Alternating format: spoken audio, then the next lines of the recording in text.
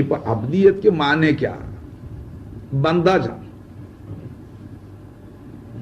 अगर वाकई बंदा गया है உள்ளபடி கட்டுப்பட்டு போயிட்டான் தன் இख्तियार விட்டு தன் சொந்த தத்பீரை விட்டு சுய அபிப்பிராயம் இருக்காதுங்க. ஒரு மனுஷன் 2 மாட்டை கட்டி போட்டு கோர்ட்டுக்கு போயிட்டான். 2 மாட்டை கட்டி போட்டு காலையில் வைக்க போட்டா கோர்ட்டுக்கு போயிட்டான். வரதுக்கு சாயந்தரம் 4 மணி ஆயிடுச்சு. அவ பெஞ்சாது சோறு சாப்பிடுங்க. அவன் சத்தம் போட்டான், என்னடி வாயில்லா ஜீவனை கட்டி போட்டு போயிட்டு கியாமத்தில் அல்லாஹ்வுக்கு பதில் சொல்லணும். முந்தி கொஞ்சம் போர்லேருந்து வைக்கல திறச்சு மாட்டுக்கு போட்டு தண்ணி வச்சுட்டு வர்றேன், ஏன் பசி அவ்வளோ பெருசு அல்லாஹ்வுக்கு பதில் சொல்லி ஆகணும்னு போனேன். போனா ஒரு மாடு கிடக்கு, ஒரு மாட்டை காணும். என்ன சொல்லுங்க காக்கா? ஒரு மாடு கிடக்கு, ஒரு மாட்டை காணும். யாரும் அவுத்துட்டா போயிருப்பான். இவன் அந்த ஒரு மாட்டுக்கு வைக்கல போட்டு மறு மாட்டை தேடிட்டு போனான். விஷயம் என்ன ஆயிடுச்சு, இவன் கோர்ட்டுக்கு போட்டு வர்றது லேட்டா போச்சுங்களே. அந்த மத்தியானம் 1 மணிக்கு ஒருத்தர் வைக்கப்படுவான் பாருங்க, இவன் சாப்பிடுறது முந்தி அந்த வைக்க தவறி போச்சு. 2 பேசிக்கிச்சான். அப்ப அந்த ஒரு மாடு சொல்லிச்சான், ஏன் நம்ம கை இல்லையா, கால் இல்லையா, வாய் இல்லையா, கண்ணு இல்லையா, இந்த பய தயவை எதிர்பார்த்துக்கிட்டு ஏன் நம்ம கட்டுப்பட்டு கிடக்கணும்? முளகளி தானே கட்டி இருக்கிறான். ஒரு முன்ன கயிறு அறுத்துட்டு போறோம், முதல்ல முளகளியோட புடுங்கிட்டு போறோம்.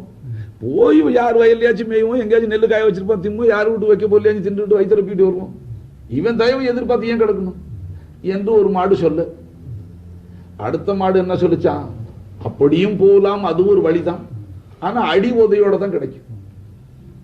முதலாளி கட்டு போட்டாலும் ஏஜமா, இந்த கட்டு போட்ட இடத்துல கட்டுப்பட்டு கிடந்தால் அவன் வந்து தலையில வைக்கல சுமந்து என் காலடியில போடுவான். உன்னை சர்பே லாக்கி மேரே பெயர் பே தாலேங்க. ஒரு மாடு அப்படி சொல்லிச்சு. அப்ப அடுத்த மாடு சொல்லிச்சு, அவ்வளவு பொறுமை எனக்கு இல்லை, நீ எதிர்பார்த்துட்டு கடை, அவன் தலையில தூக்கிட்டு வந்து காலில் போடுற வரைக்கும் எனக்கு இருக்கு பலம், உடம்புல சத்து இருக்கு. ஒரு முடிச்சுன்னா முளை பிடிக்குச்சு. போனா பக்கத்துல ஒரு வயல் இருந்துச்சு. வயல்ல வாய் வச்சா அது தொண்டை கதிர், அதாவது தொண்டை கதிர்னு சொல்ல மாட்டாங்க. அப்ப எவ்வளவு நாள் கஷ்டப்பட்டிருப்பான் விவசாயி. அதை ஒரு பக்கமா மேஞ்ச 4 ஏக்கர் மேஞ்சிருச்சு. அதுக்குள்ள வயல்காரன் வந்துட்டான். வந்தா இப்ப சும்மா விடுவானுங்களா? அந்த வயல சேத்துலையும் மாட்டிக்கிட்டு இருக்கா காலு. அது கரையேற வரைக்கும் அவன் அடிச்ச அடியில ஒரு கால் முடஞ்சிச்சு, ஒரு கால் நொண்டியா போச்சு, பல்லு 3 கொட்டி போச்சு. விளங்குச்சு. இது இப்படி கிடக்கு. அது நான் நொண்டிக்கிட்டு ரொம்ப தூரம் வந்து வாயாலையும் ரத்தம் ஊத்துது, ஒரு பக்கம் கிடக்கு. இவன் வந்த ஒரு மாட்டுக்கு போட்டு விட்டு அடுத்த மாட்டு தேடிட்டு போனான், கடந்துச்சு. அதை கஷ்டப்பட்டு தூக்கி 2 பேரை காலை கட்டி வைத்தியனை கூப்பிட்டு கொண்டாந்து தீனி போட்டு சொன்னா, இவனுக்கு ஏன் இந்த கதி? அடுத்தாப்புல பாத்தியா, அடுமையை பாத்தியா, நான் கட்டு போட்ட அந்த முளையில கட்டுண்ட கடந்த மாட்டுக்கு என் தலையில வைக்கல சுமந்து கூட காலில் போட்டேன்னு, இவ்வளவு மரியாதை நான் செய்வேனே?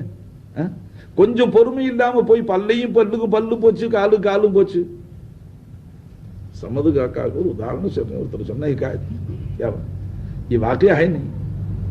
பார்க்கும்போது இப்ரத். மனுஷன் மாட்டை வளர்க்கறது தனக்கு ஊழியம் வாங்குறது. ஆனா அதே மனுஷன் வைக்க போறது வைக்கல திறச்சு தலையில தூக்கிட்டு வந்தா காலடியில போடும்.